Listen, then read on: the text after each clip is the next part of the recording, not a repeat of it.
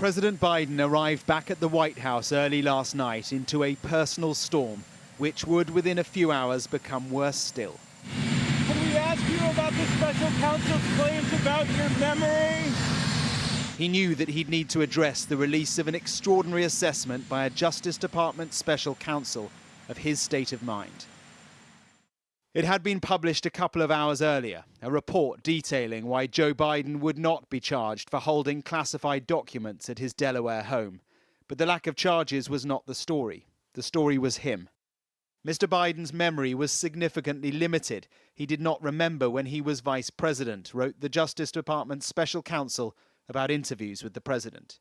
He did not remember even within several years when his son Beau died, and his memory appeared hazy when describing the Afghanistan debate that was once so important to him.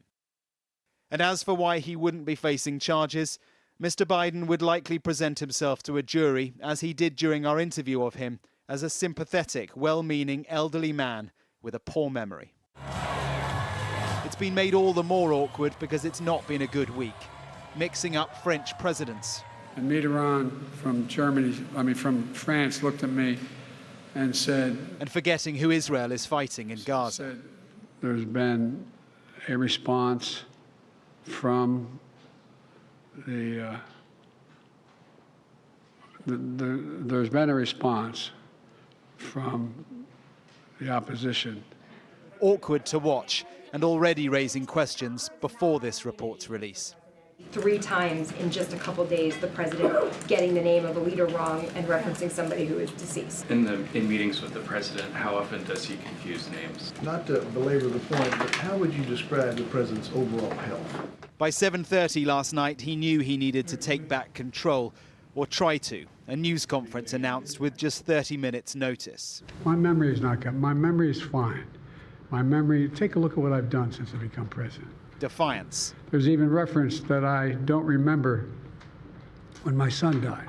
How in the hell dare he raise that? But hardly control. Then, without explanation, he chose to return to the podium to talk about Gaza, and in doing so undermined all he had just said.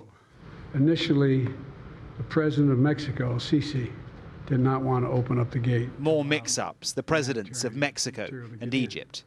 And so the questions about his fitness for office and decision to run again have in a few short hours been supercharged.